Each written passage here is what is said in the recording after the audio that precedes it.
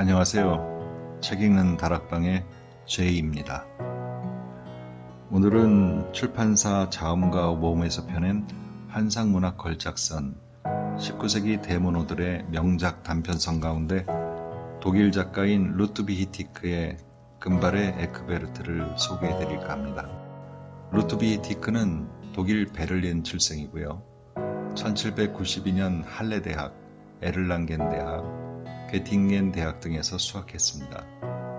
친구 W.H. 바켄로더의 가마로 낭만적 색채를 띠게 되었습니다. 99년 예나에서 F. 노발리스, 슐레거 형제, C. 브렌타노, F.W. 셸링, 피테 등 초기 낭만파 사람들과 사귀었고 이른바 예나 낭만파의 한 사람이 되었습니다. 그 뒤 유럽 각국을 여행하였으며 1819년 드레스덴 궁정극장의 연극 주임이 되었고 1841년 프리드리히 4세로부터 연극 고문으로 초빙되어 베를린에 돌아와 평화로운 말년을 보냈습니다. 그의 널리 알려진 작품으로는 금발의 에크베르트, 아름다운 마게로네의 이상한 사랑의 이야기, 장화를 신은 고양이 등의 아름다운 이야기와 동화가 있습니다. 금발의 에크베르트. 하르츠 산맥 속 어느 지방에 기사 한 명이 살고 있었는데 사람들은 그를 간단하게 금발의 에크베르트라 불렀다. 나이는 대략 40세가량 되었으며 키는 중간 정도였고 창백하고 홀쭉한 얼굴은 숱이 많으며 짧고 옅은 색의 금발로 덮여 있었다.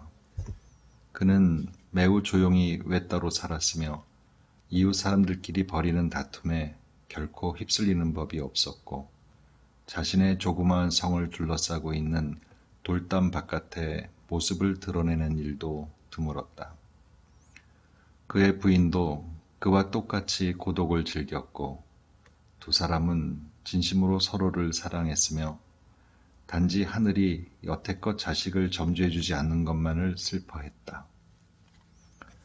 아주 간혹 에크베르트를 방문하는 손님들이 있었지만 손님들 때문에 일상의 흐름이 바뀌지는 않았고 성 안에서는 중용의 미덕을 지키면서 모든 일은 검소하게 처리되었다. 손님이 있는 경우에 에크베르트는 유머가 있고 쾌활했으며 단지 혼자 있을 때만 사람들은 그에게서 폐쇄적인 모습과 조용하고 사려 깊으면서도 침울한 면이 있음을 알아차리곤 했다. 어느 누구도 필립 발터만큼 성을 자주 방문하는 사람은 없었다. 그는 에크베르트와 허물없이 지내고 있었는데 비슷한 사고방식을 지녔기 때문이다. 발터는 원래 프랑켄 지방에서 살고 있었는데 종종 에크베르크의 성 인근에서 반년 이상씩 머물면서 약초와 수석을 수집하거나 정리하면서 시간을 보냈다. 그는 재산이 조금 있어서 누구에게도 의존할 필요가 없었다. 에크베르트는 종종 그와 함께 산책했으며 해가 바뀌면서 두 사람 사이에는 더 긴밀한 우정이 싹트게 되었다.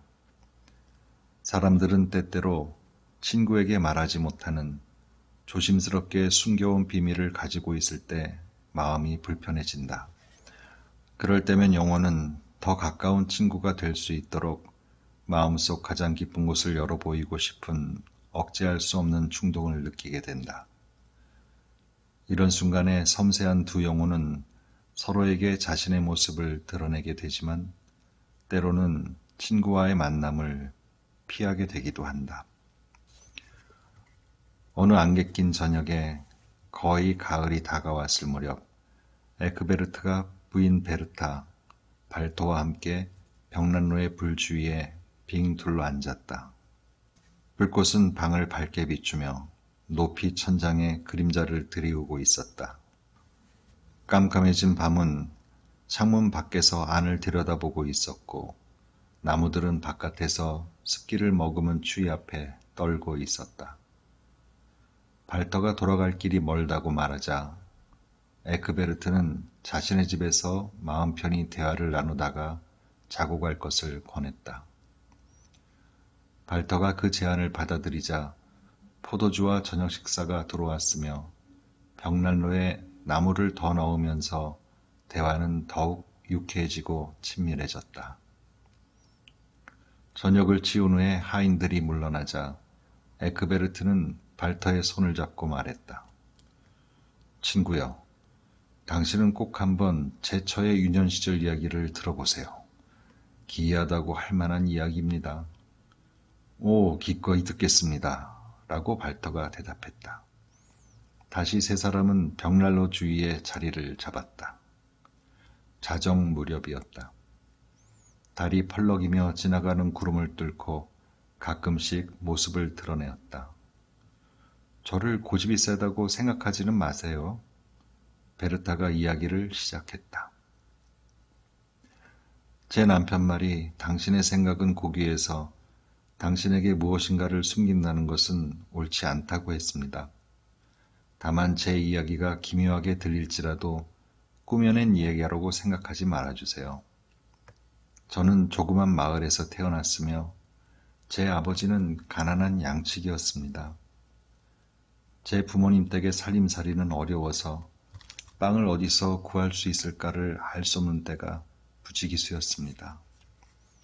나를 아직도 가슴 아프게 만드는 것은 아버지와 어머니가 가난 때문에 자주 싸우면서 서로에게 심한 비난을 퍼부은 일입니다. 싸우지 않을 때는 제게 하찮은 일도 못하는 우직하고 멍청한 아이라는 말을 끊임없이 퍼부었습니다. 실제로 저는 매우 서툴렀으며 어쩔 줄 몰라 손에 있는 물건을 모두 떨어뜨렸답니다. 저는 바느질도 물레질도 배우지 못했습니다. 가사에 도움이 될 아무런 일도 할 수 없었으며 단지 부모님의 고생은 피부로 느낄 수가 있었습니다. 종종 구석에 앉아서 갑자기 제가 부자가 되면 어떻게 하여 부모님을 도와드릴 수 있을까? 또는 금과 은을 가지고 어떻게 부모님의 머리 위에 뿌려드릴 수 있을까? 그리고 부모님이 놀라워하시면 내 기분이 얼마나 상쾌해질까를 실컷 상상하곤 했습니다. 저는 제게 땅속의 보물을 발견하도록 도와주거나 보석으로 변하는 조약돌을 주는 요정이 나타나는 것을 꿈꾸었습니다. 한마디로 말하면 기이한 환상에 빠져서 무언가를 도와드리거나 가지러 가기 위하여 일어나야만 했을 때 더욱더 일에 서툴렀습니다. 왜냐하면 제 머릿속은 이상한 상상으로 어지러웠기 때문입니다. 저의 아버지는 제가 살림에 쓸모없는 무용지물에 불과했으므로 제게 점점 더 심하게 화를 내었습니다. 아버지는 그런 이유로 나를 자주 가혹하게 취급했으며 아버지로부터 다정한 말 한마디를 듣는 일조차 드물었습니다. 저는 8살 정도 되었으므로 일을 하거나 쓸모있는 일을 배우게 하려고 부모님은 진지한 노력을 하게 되었습니다. 저의 아버지는 제가 게으름 속에 나날을 보내는 것이 제 변덕이거나 게으름 때문이라고 생각했으며 말로 표현할 수 없을 정도로 다그치면서 끈질기게 못살게 굴었습니다. 협박을 해도 소용이 없자 아버지는 나를 가장 잔인한 방법으로 벌을 주었습니다. 저라는 아이는 아무짝에 쓸모없는 애물이기 때문에 체벌은 매일매일 되풀이될 것이라고 하면서 말입니다. 밤을 꼬박 새우면서 저는 심하게 울었습니다. 저는 죽었으면 하고 바랄 정도로 제 자신을 불쌍히 여겼으며 완전히 버림받은 느낌이 들었습니다. 저는 날이 밝는 것이 두려웠으며 무엇을 시작해야 할지도 전혀 알지 못했으며 가능하다면 모든 재주를 지녔으면 하고 바랬습니다. 왜 다른 아이들보다 제가 더 멍청한지를 전혀 알지 못했습니다. 자포자기에 가까운 상태였습니다. 날이 밝아오자 저는 일어나서 무엇을 하고 있는지 의식하지 못한 채 오두막집의 문을 열고 나갔습니다. 곧 탁 트인 벌판이었습니다. 벌판에 이어서 숲이 나타났습니다. 숲속에는 빛이 거의 비치지 않았습니다. 저는 뒤돌아보지 않고 계속 달렸습니다. 아버지가 잡으러 오실 줄도 모르고 제가 도망쳤기 때문에 저를 더욱 잔인하게 다룰지도 모른다고 생각했기 때문에 전혀 피곤함도 느끼지 않았습니다. 제가 숲 밖으로 나왔을 때 해는 이미 상당히 높이 떠올라 있었습니다.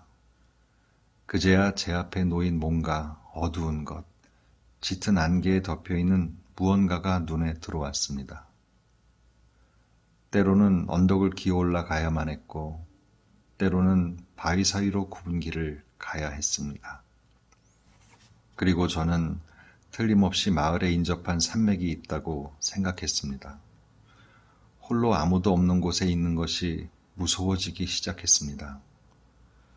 왜냐하면 평지에서 자라 여태껏 저는 산을 본 적이 없었기 때문입니다. 그리고 산맥이라는 단어는 그 말을 들을 때마다 제 귀에 무시무시한 소리로 여겨졌기 때문입니다.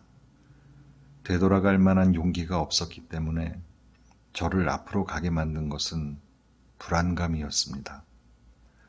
바람이 나무 사이에서 불어오거나 멀리서 나무를 벌목하는 소리가 조용한 아침을 뚫고 들려올 때는 자주 놀라서 주위를 둘러보았습니다. 나중에 숲 굽는 사람과 산골 사람을 만났을 적에는 낯선 억양에 놀란 나머지 저는 거의 기절할 정도였습니다. 여러 마을을 지나가면서 너무 배가 고프고 목이 말랐기 때문에 저는 국어를 할 수밖에 없었습니다. 왜 이렇게 다니냐는 사람들의 물음에는 대답을 잘하여서 별탈 없이 넘어갈 수 있었습니다. 그렇게 사흘을 계속 걸어가자 작고 좁은 길에 다다르게 되었습니다. 그 좁은 길은 저를 점점 더 큰 길로부터 멀어지게 했습니다. 저를 둘러싼 바위들은 이제 이상한 모습을 하고 있었습니다. 큰 돌풍이 처음 내던져 흩뜨려 놓은 것 같이 포개어져 쌓인 큰 바위였습니다. 저는 계속 가야 할지 어쩔지를 몰랐습니다. 마침 가장 좋은 계절이었기 때문에 밤이면 숲속이나 외딴 양치기의 오두막에서 잠을 잤습니다. 사람들이 사는 집과는 전혀 맞닥뜨리지 않았고 또 이러한 황야에서 인가를 우연히 마주치게 되리라고는 생각해 볼 수도 없었습니다. 바위는 점점 더 험해졌고 저는 절벽을 지나갈 수밖에 없었으며 자주 현기증을 느꼈고 제 발 아래에 있는 길이 끊어지기도 했습니다. 완전히 절망적인 기분이었으며 울고 또 고함을 질렀습니다. 바위 골짜기에서 내 목소리는 끔찍한 울림으로 퍼졌습니다. 저녁이 되자 좀 쉬려고 이끼가 낀 자리를 찾아내었습니다. 밤에는 이상한 소리에 잠을 들 수 없었습니다. 때로는 사나운 동물의 소리였고 때로는 바위 사이로 탄식하며 지나는 바람이었으며 때로는 알지 못하는 새들의 소리였습니다. 저는 기도를 올렸으며 거의 아침이 되어서야 잠이 들곤 했습니다. 낮이 되어 햇빛이 얼굴에 비추자 깨어났습니다. 제 앞에는 가파른 바위가 서 있었습니다. 저는 황야를 벗어날 출구를 찾거나 혹은 인간이나 사람을 볼 수 있을까 하는 희망을 품고 기어 올라갔습니다. 제가 그 위에 서자 제 둘레에 있는 것뿐만 아니라 제 눈이 닿는 한의 모든 것은 안개로 덮여 있었습니다. 낮은 회색으로 흐릿했으며 바위 틈새를 비집고 솟아난 면모더기의 덤불을 제외하고는 어떤 나무나 들판도 보이지 않았습니다. 사람을 단 한 명이라도 볼 수 있었으면 하는 마음이 얼마나 절실했는지 말로 표현할 수 없습니다. 사람 때문에 불안에 떨게 될지라도 말입니다. 동시에 저는 고통스러울 정도의 배고픔을 느꼈으며 쓰러지면서 죽기로 결심했습니다.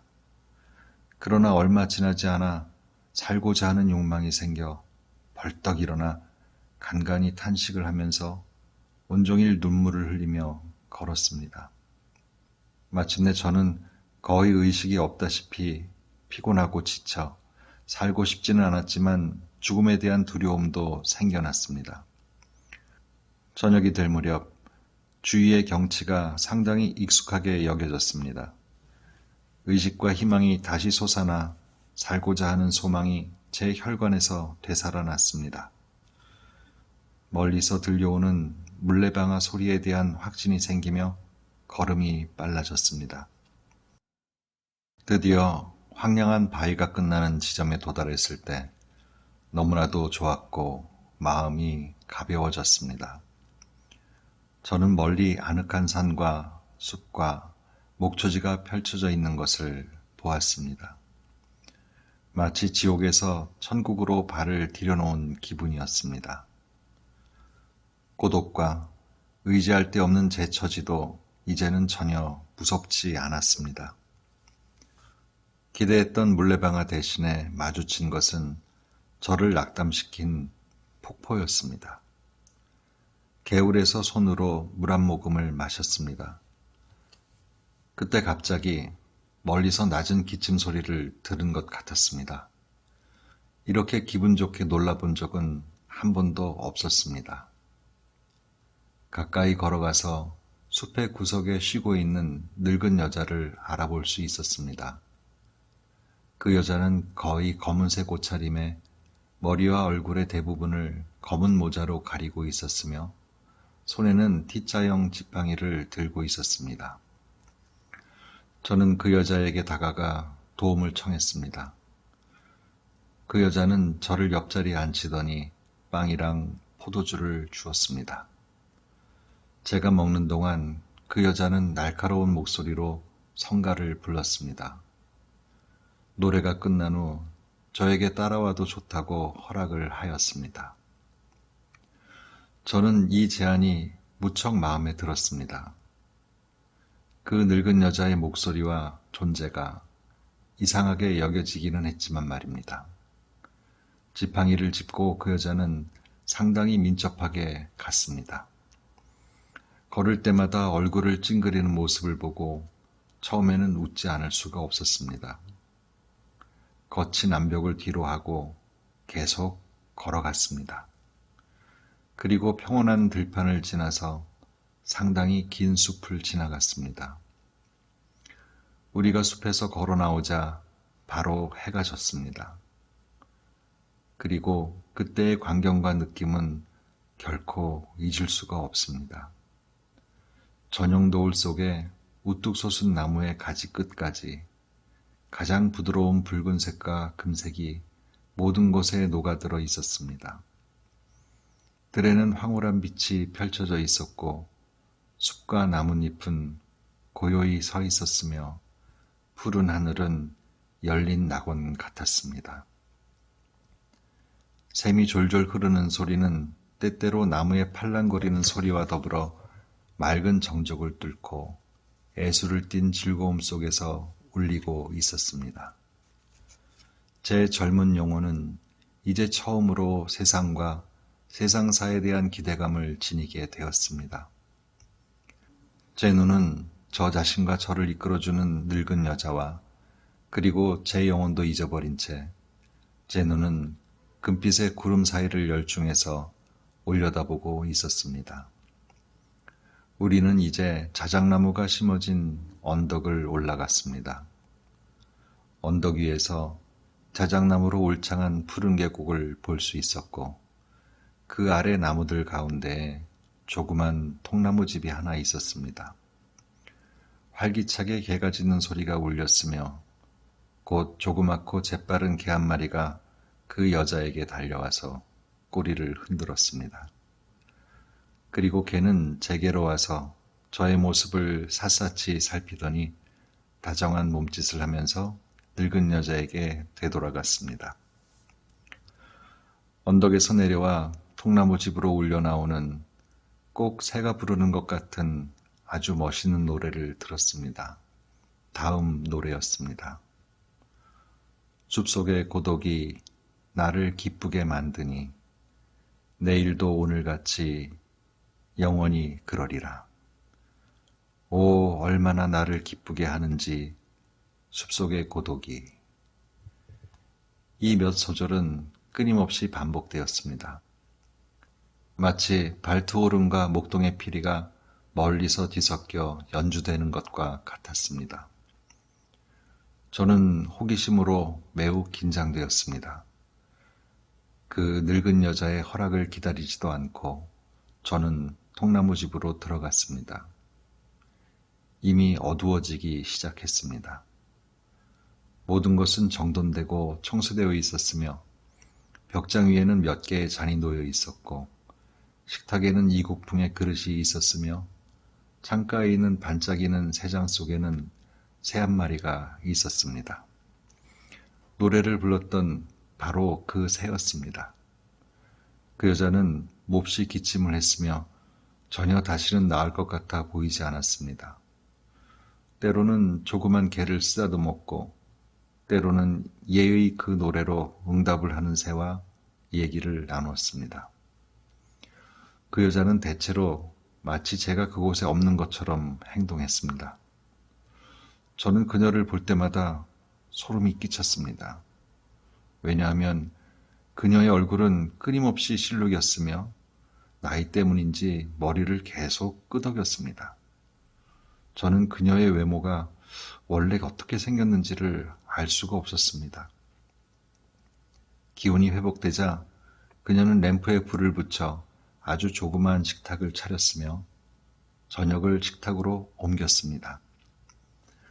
그녀는 제 쪽을 보면서 엮어맨 등나무 의자 중 하나에 앉도록 명령했습니다. 저는 그녀와 마주보고 가까이 앉았습니다. 우리들 사이에는 불이 켜져 있었습니다.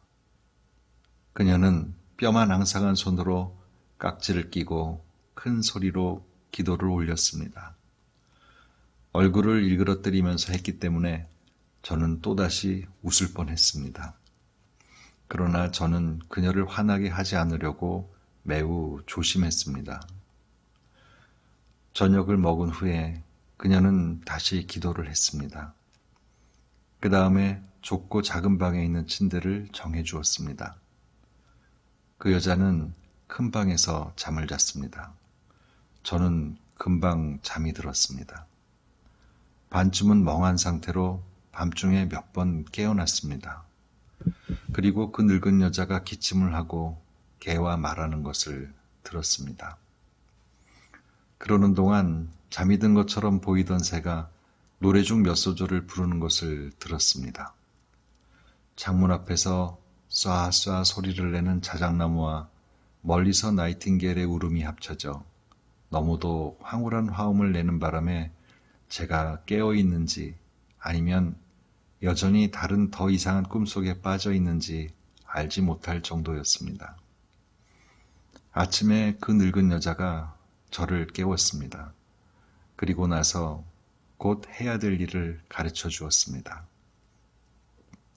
저는 물레를 돌려야 했으며 그것을 금방 할 줄 알게 되자 또한 개와 새도 돌봐야 했습니다.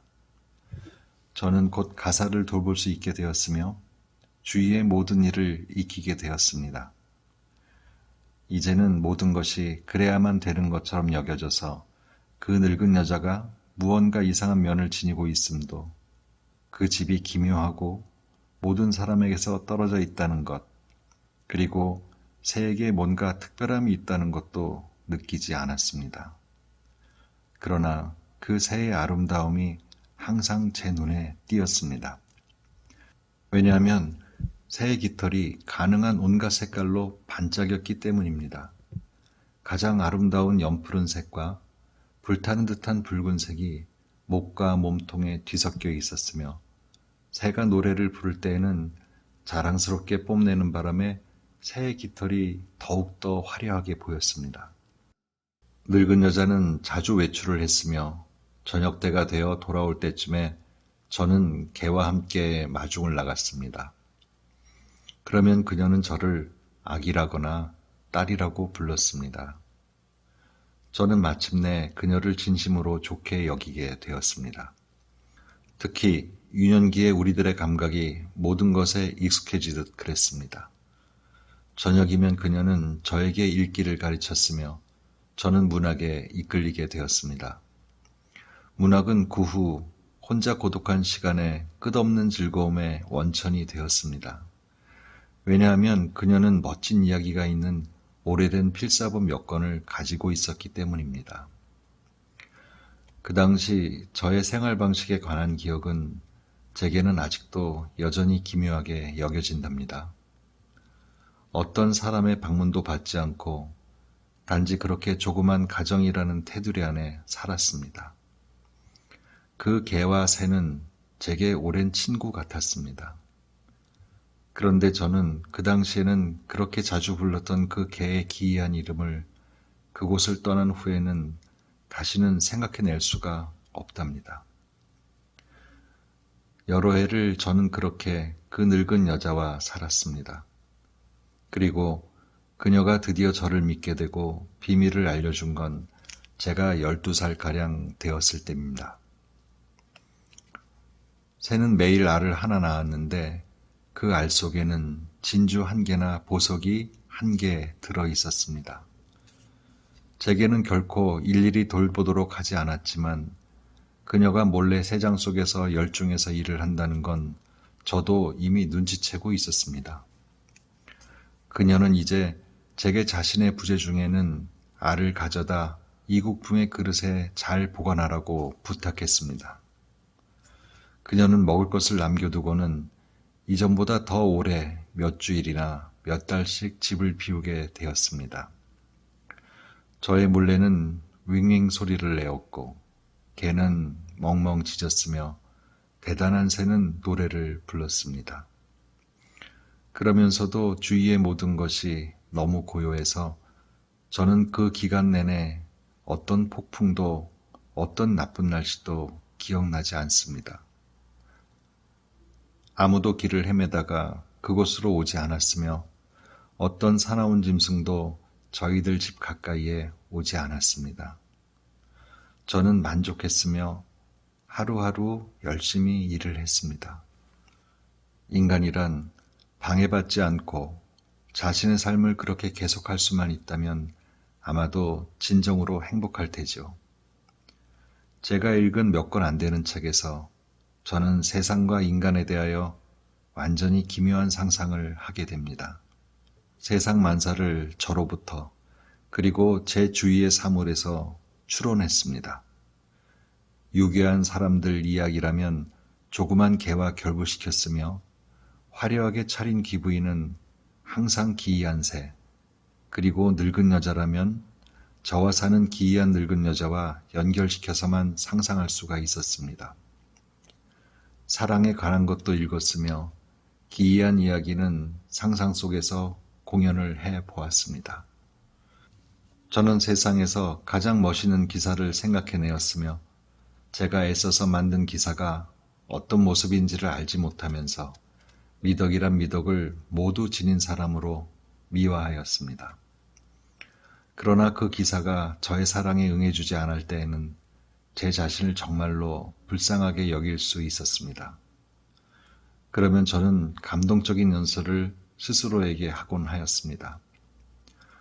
오로지 그의 사랑을 얻기 위하여 때로는 큰 소리로 말입니다. 당신들은 미소를 지으시는군요. 물론 우리들 모두 젊은 시절을 보냈습니다. 저는 그때부터 홀로 있는 것이 더 좋아지게 되었습니다. 왜냐하면 혼자 있게 되면 바로 그 순간부터 제가 집주인이 되기 때문입니다.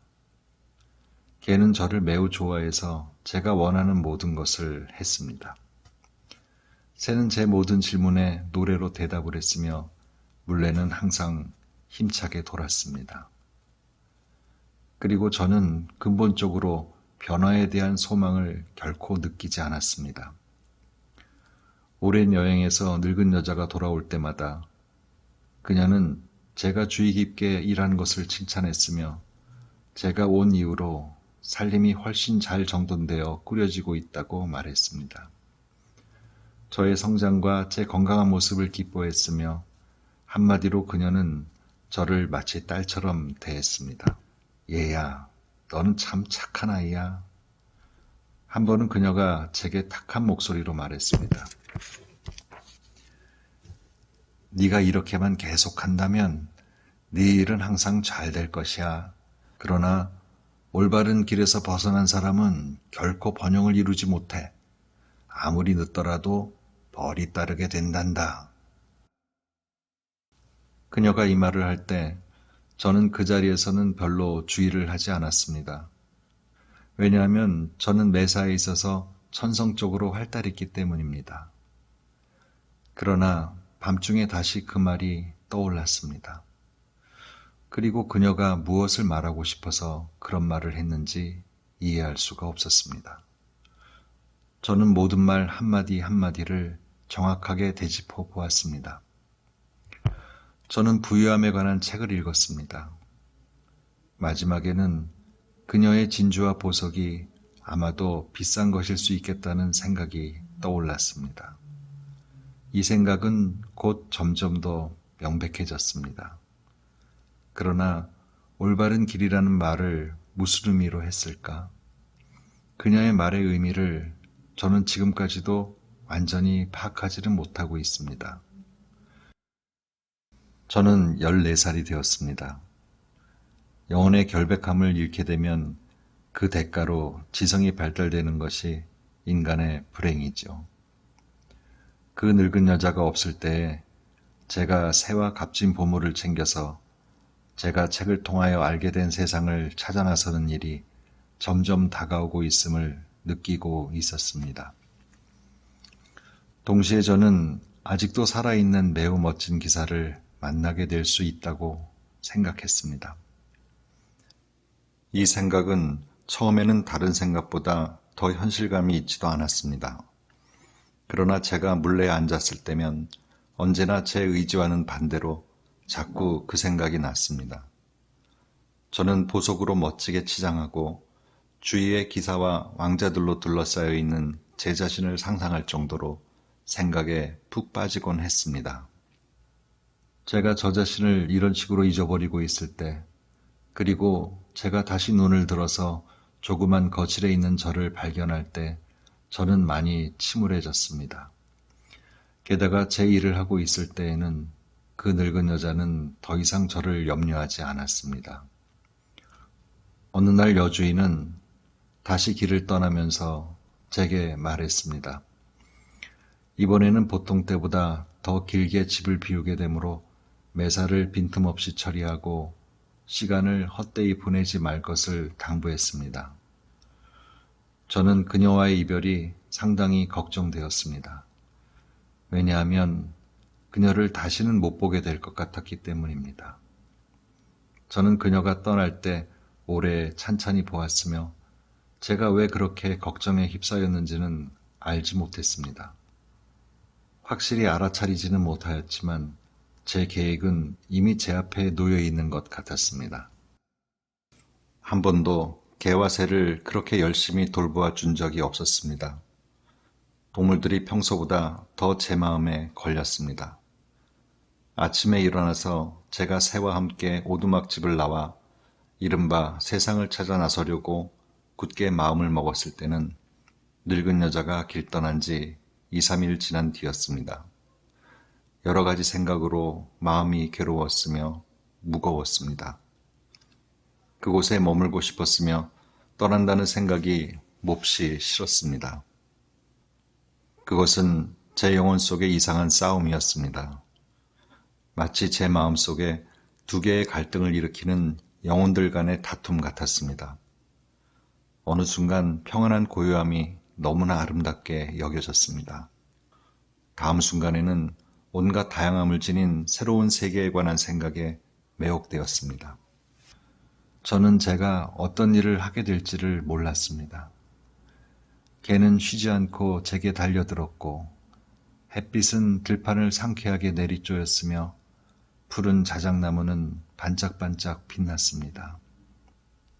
저는 마치 뭔가 매우 서둘러 처리해야 할 일이 있는 것 같은 기분이 들었으며 그 작은 개를 잡아서 방 안에 묶었습니다. 그리고는 새가 든 새장을 겨드랑이에 끼웠습니다.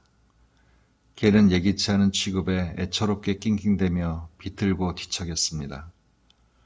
개는 저를 애원하는 눈으로 쳐다보았지만 저는 개를 데리고 나서는 것이 두려웠습니다. 보석으로 가득 찬 그릇 하나를 집어서 주머니에 쑤셔놓고 나머지는 그대로 두었습니다. 새는 머리를 묘하게 뒤로 돌렸습니다. 제가 새장을 들고 대문을 나설 때였습니다. 개는 저를 뒤따라오려고 무진 애를 썼지만 그곳에 있을 수밖에 없었습니다. 험한 절벽에 이르는 길을 피해서 반대되는 쪽을 향하여 걸었습니다. 개는 큰 소리로 짖었고 끊임없이 낑낑대었습니다. 그것은 제 마음을 진실로 흔들리게 하였습니다. 새는 두서너 번 노래를 하려고 했지만 운반되고 있기 때문인지 노래하는 것을 좋아하지 않았습니다. 그렇게 계속 걷자 개 짖는 소리는 점점 약해졌으며 마지막에는 완전히 사라졌습니다. 저는 눈물을 흘렸으며 거의 다시 되돌아갈 뻔했지만 새로운 것을 보겠다는 욕심이 저를 앞으로 내몰았습니다. 몇 개의 산과 두서너 개의 숲을 지나서 저녁이 되었을 무렵에 한 마을에 들르게 되었습니다. 조그만 마을 여관에서 그날 밤을 보낼 수밖에 없었습니다. 여관에 들어갔을 때 저는 아주 겁이 났습니다. 그러나 방 하나와 침대를 배정받고 저는 상당히 편안하게 잠을 잤습니다. 다만 저를 위협하는 늙은 여자에 관한 꿈을 꾼 것을 제외하고는 말이에요. 제 여행은 상당히 지루했습니다. 그러나 제가 계속 걸어가면 갈수록 점점 더 그 늙은 여자와 조그만 개에 관한 생각이 저를 더욱 불안하게 만들었습니다. 제가 돌보지 않아서 그 개가 굶어 죽었음에 틀림이 없다는 생각을 했습니다. 숲에서 저는 자주 그 늙은 여자가 갑자기 제 앞에 나타나는 상상을 했습니다. 그리하여 눈물을 흘리고 탄식을 하면서 길을 갔습니다. 제가 쉴 때는 새장을 바닥에 놓았으며 그때마다 새는 기묘한 노래를 불러서 제가 버리고 떠나온 행복했던 외딴 곳에서 머물렀던 일을 생생하게 기억나게 했습니다. 인간의 천성이란 얼마나 잊기가 쉬운지 저는 이제 제 어렸을 때의 여행이 지금의 여행보다 그렇게 우울하지 않았던 것 같았습니다. 저는 다시 어릴 적으로 돌아가고 싶었습니다. 몇 개의 보석을 팔았습니다. 그리고 이제 여러 날 걷고 걸은 끝에 작은 마을에 도착하였습니다. 마을에 들어섰을 때 묘한 기분이 들어서 두려웠지만 무엇 때문인지는 몰랐습니다. 그러나 곧 그곳이 바로 제가 태어난 마을임을 깨달았습니다. 얼마나 놀랐는지요. 수많은 이상한 기억이 홍수처럼 몰려왔습니다. 기쁨이 넘쳐 제 뺨에 눈물이 얼마나 흘렀는지 모릅니다. 많은 것이 변해 있었습니다. 새로 집들이 들어섰으며 그 당시에 처음 세웠던 집들은 이제 낡았습니다. 집이 불타 버린 것도 볼 수 있었습니다. 모든 것은 제가 생각했던 것보다 훨씬 작고 비좁았습니다. 제 부모님을 그렇게 많은 세월이 지난 후에 다시 뵙게 될 수 있다는 기대로 너무나 기뻤습니다. 조그만 집, 익히 알고 있는 문지방, 문의 손잡이는 완전히 전과 같아서 마치 제가 어제 문을 반쯤 열어둔 것 같았습니다.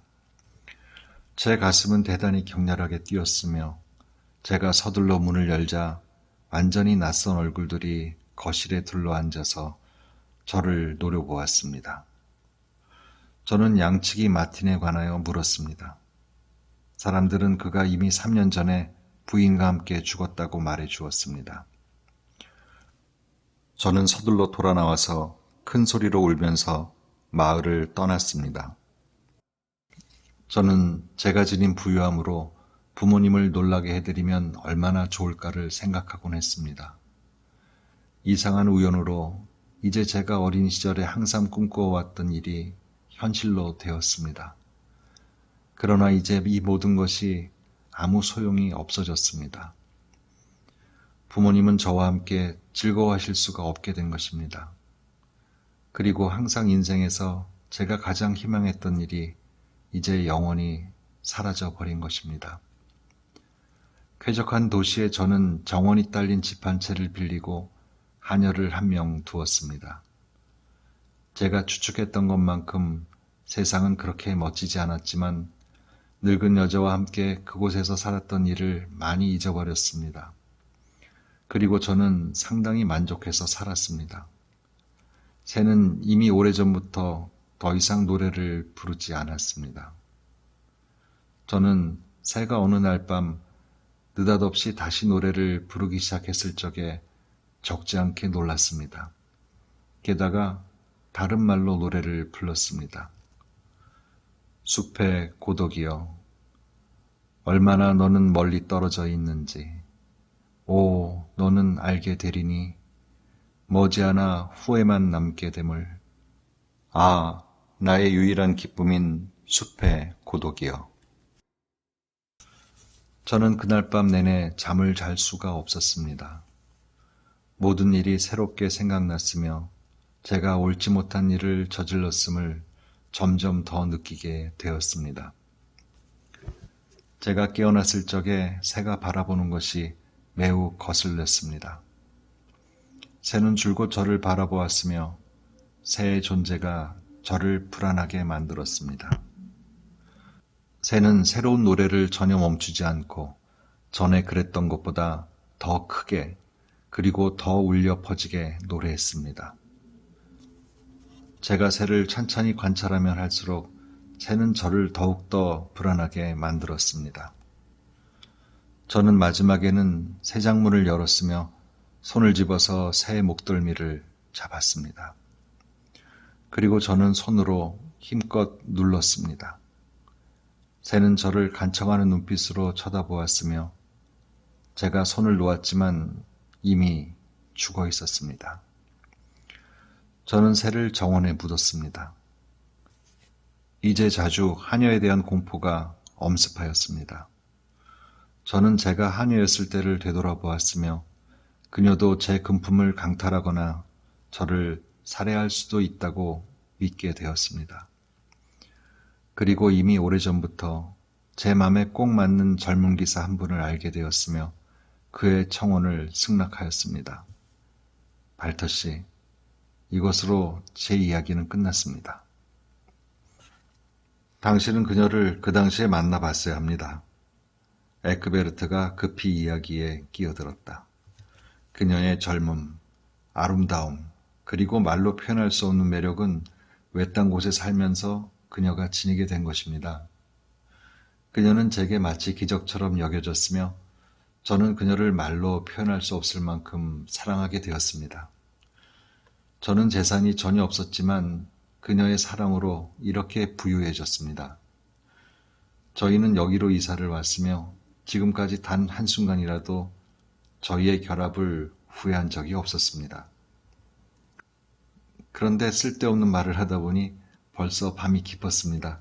저희는 이제 자러 가야겠습니다. 베르타가 다시 말했다. 그녀는 일어서서 그녀의 방으로 갔다. 발터는 그녀의 손에 잘 자라는 키스를 하면서 부인 감사드립니다. 신비로운 새와 함께 있으면서 조그만 슈트로미안에게 먹이를 주고 있는 모습이 상상됩니다. 라고 말했다. 발터도 자러 갔다. 에크베르트만이 여전히 불안한 채 거실을 왔다 갔다 했다. 사람이란 바보가 아닐까? 그는 혼자 중얼거렸다. 누구도 아닌 바로 내가 아내로 하여금 발터에게 속마음을 털어놓도록 했는데 이제 비밀을 털어놓은 것을 후회하고 있으니 그가 이 신뢰를 악용하지는 않을까? 다른 사람들에게 말하지는 않을까? 인간의 천성이 그렇듯이 그도 비밀리에 보석을 훔칠 계획을 세우고 보석을 갖고 싶은 근본적인 욕심을 느끼게 되지는 않을까? 발터가 그러한 대접을 받은 후에 당연히 해야 되는 다정한 작별 인사를 하지 않은 것에 에크베르트의 생각이 미쳤다.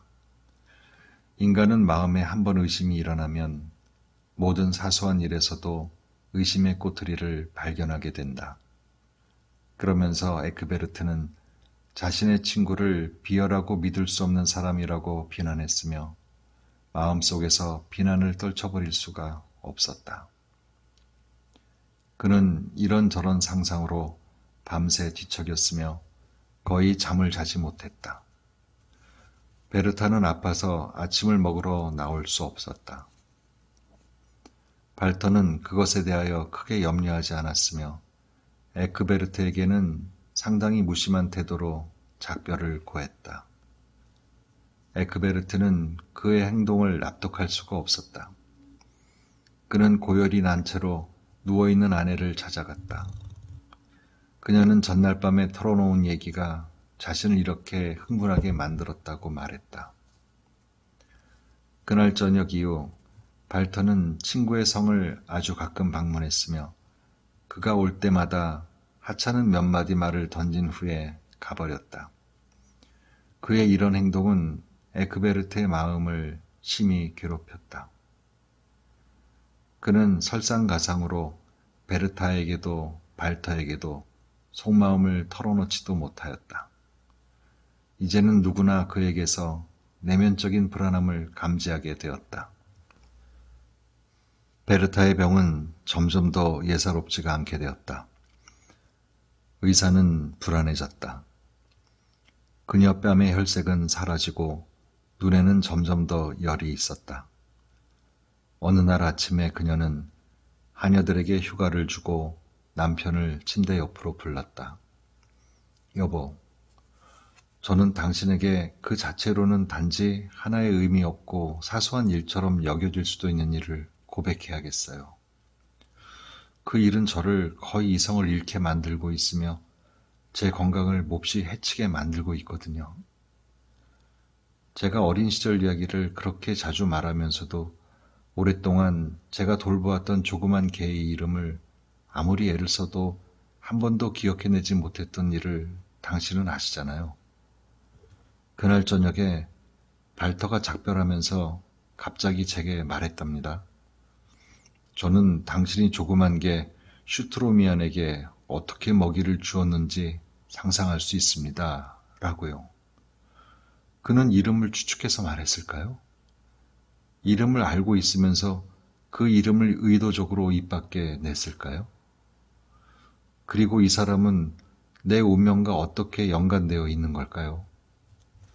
이 이상한 일이 제 상상 속의 일인 것처럼 생각하려 애써보지만 이것은 사실이며 단지 너무나 생생하답니다. 잘 알지도 못하는 사람이 제가 그 이름을 기억해내도록 만든 순간 저는 심한 공포심에 사로잡혔습니다. 에크베르트, 무슨 생각이 드세요? 에크베르트는 깊이 마음의 동요를 느끼면서 괴로워하는 아내를 찬찬히 쳐다보았다.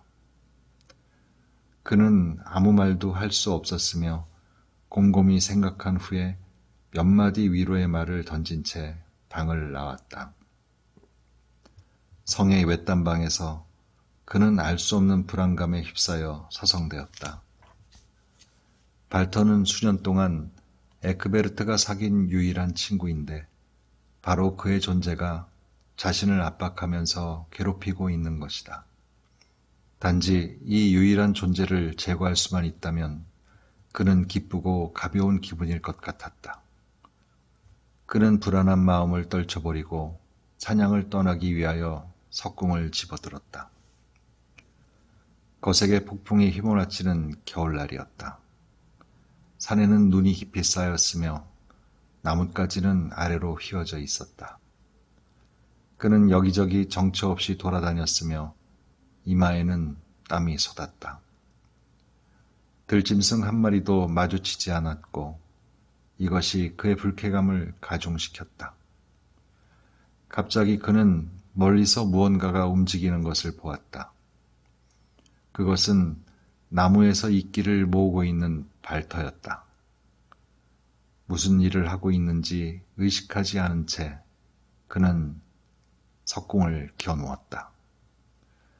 발터는 뒤돌아보았으며 무언가로 위협하는 태도를 취했다. 그러는 사이에 화살이 날아갔으며 발터가 푹 쓰러졌다. 에크베르트는 가벼운 안도감을 느꼈으며 그럼에도 오싹한 느낌이 그를 자신의 성으로 향하도록 만들었다. 깊은 숲속에서 길을 잃었기 때문에 그는 오랫동안 헤매었다. 그가 성에 도착했을 때 베르타는 이미 죽어 있었다. 그녀는 죽기 전에 발터와 그 늙은 여자에 대하여 많은 말을 했다. 에크베르트는 오래 쓸쓸한 고독 속에서 살았다. 항상 발작적으로 우울해지기도 했으며 그의 아내가 들려준 이상한 이야기가 그를 불안하게 만들었고 뭔가 끔찍한 일이 일어날 수도 있음을 두려워했다. 그러나 이제 자책감에 견딜 수가 없었다.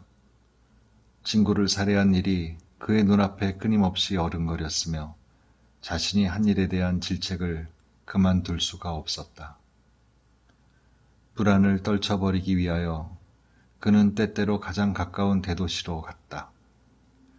그곳에서 그는 모임과 파티에 참석했다. 친구나 누군가를 통하여 자신의 영혼의 공허함이 채워지기를 희망했다. 그러나 다시 발터를 회상할 때면 그는 새로운 친구를 찾겠다는 생각만으로도 몸서리를 치곤 했다. 왜냐하면 그는 어떤 친구와의 우정도 오직 불행만 가져올 것이라고 확신했기 때문이다. 그는 베르타와 함께 오랫동안 평온하게 살았으며 발터와의 우정은 그를 몇 년 동안 행복하게 했으나 두 사람이 이렇게 갑자기 그의 삶에서 억지로 떨어져 나가고 보니 어떤 순간에는 그의 인생이 현실 속의 삶이라기보다는 마치 이상한 동화같이 여겨졌다. 젊은 기사인 휴고가 조용히 침울한 에크베르트와 교류를 하게 되었으며 그에 대하여 진정한 호감을 느끼는 것처럼 보였다. 젊은 기사와의 예기치 못한 우정을 별것 아니라고 여길수록 그 우정에 너무 빨리 반응하게 된 것이 에크베르트에게는 신기할 정도로 놀라웠다. 두 사람은 자주 함께 있었고 이 낯선 사람은 에크베르트에게 모든 가능한 호의를 베풀었으며 이제는 두 사람 중 누구도 혼자서 말을 타고 야외로 나가지 않게 되었다. 모든 모임에 약속을 하고 나가서 만났으며 곧 두 사람은 때려야 뗄 수 없어 보였다. 에크베르트는 단지 잠깐 동안 명랑했다. 왜냐하면 그는 휴고가 자신을 착각해서 좋아하고 있음이 또렷이 느끼고 있었기 때문이다. 휴고는 그를 몰랐으며 그의 내력을 알지 못하고 있었다. 휴고가 진정한 친구임을 확신할 수 있도록 에크베르트는 한 번 더 그에게 모든 것을 고백하고 싶은 충동을 느꼈다.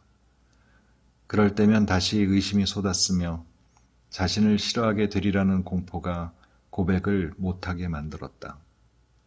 상당히 많은 시간 동안 자신의 비열함에 대하여 확신하고 있었으므로 자신을 전혀 모르는 사람 말고 어느 누구도 자신을 존경하지 않으리라는 것을 그는 알고 있었다. 그럼에도 불구하고 강한 충동을 억누를 수가 없었다.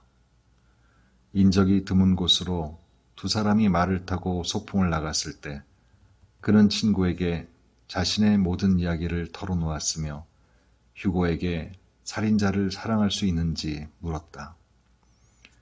휴고는 깊은 감동을 받았으며 그를 위로하려고 했다. 에크베르트는 가벼운 마음으로 그를 따라 시내로 들어갔다. 바로 신뢰의 순간에 의심을 품게 됨은 그에게 내려진 천벌인 것 같다. 왜냐하면 둘이서 연회장으로 들어가자 수많은 전등불빛 속에서 친구의 표정이 그의 기분을 상하게 했기 때문이다. 그는 휴고의 얼굴에서 음흉한 미소를 알아챘다고 믿었으며 휴고가 자신과 거의 말을 하지 않고 있음과 참석한 사람들과 많은 이야기를 나누면서 자신을 거들떠보지도 않음도 에크베르트의 주의를 끌었다. 항상 에크베르트를 적으로 간주하고 종종 에크베르트의 아내와 재산에 관하여 이상야릇하게 질문을 던져왔던 나이 많은 기사가 모임에 참석해 있었다. 휴고는 이 늙은 기사와 어울려서 둘이서 오랫동안 에크베르트를 가리키면서 은밀히 이야기를 주고받았다. 에크베르트는 이제 그의 그릇된 추측이 사실로 확인되고 있는 것을 보았으며 자신의 비밀이 알려졌다고 믿었다. 그는 몹시 화가 났다. 에크베르트가 여전히 그쪽을 응시하자 갑자기 발터의 얼굴이 나타났다. 그의 모든 표정, 에크베르트에게 너무나 익숙한 모습. 그가 계속 그쪽을 바라보자 누구도 아닌 발터가 나이 많은 기사와 말을 하고 있다는 확신이 들었다. 에크베르트의 공포는 말로 표현할 수가 없었다. 제정신을 잃고 황급히 뛰쳐나갔다. 그 밤에 그는 도시를 떠나 수없이 길을 헤맨 끝에 성으로 돌아왔다.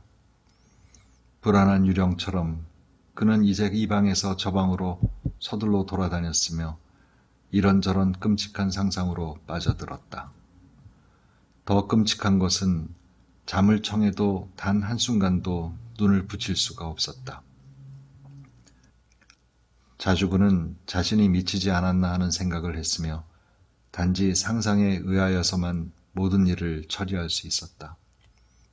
그러면서 그는 다시 발터의 모습을 기억해내었다.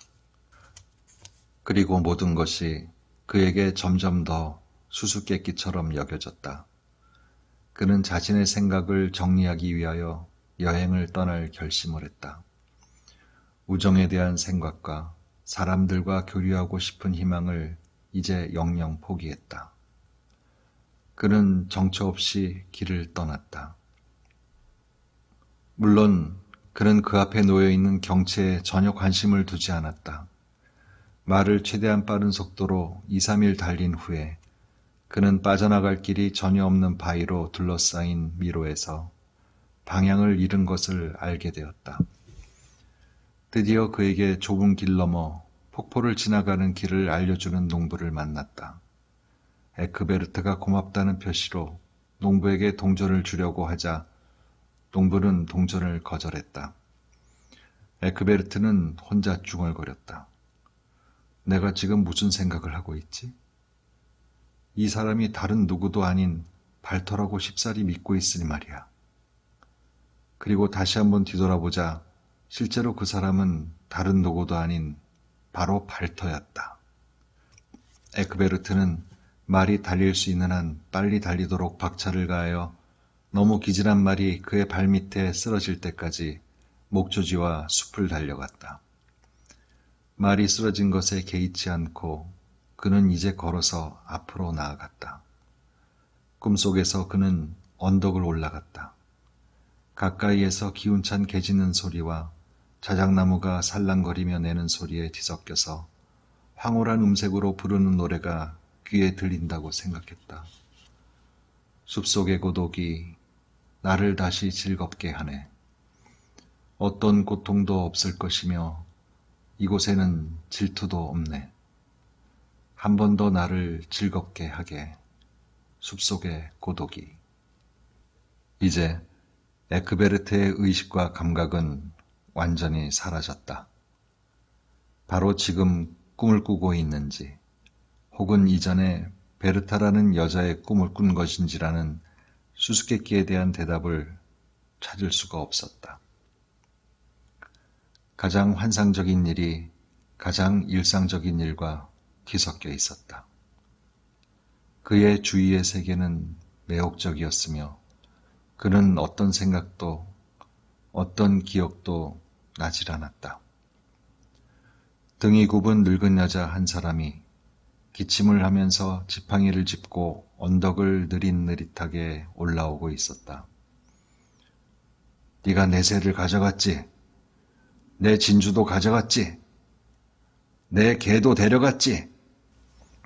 그에게 소리쳤다. 봐라, 아기 스스로 벌을 받게 되는 것을. 내가 바로 다른 누구도 아닌 네 친구 발터이고 또 휴고란다. 하느님.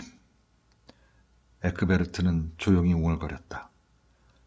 그러면 나는 얼마나 큰 고독 가운데서 살았다는 말입니까? 그리고 베르타는 너의 누이 동생이야. 에크베르트는 땅바닥에 쓰러졌다. 왜 베르타는 내가 원한을 품도록 만들고 떠났을까? 그러지 않았더라면 모든 일이 잘 되고 좋게 끝났을 텐데.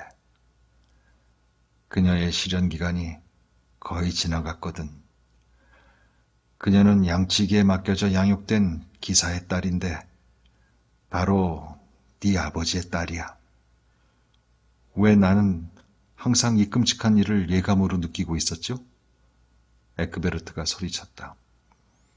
넌 아주 어렸을 적에 아버지가 이 일에 관하여 설명하는 것을 들은 적이 있었거든.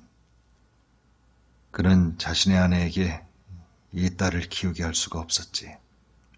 다른 여자의 소생이었기 때문이야. 에크베르트는 정신착란을 일으키고 죽어가면서 바닥에 누워 있었다. 희미한 혼돈 속에서 그는 늙은 여자가 하는 말과 개 짖는 소리와 새의 되풀이되는 노래를 듣고 있었다.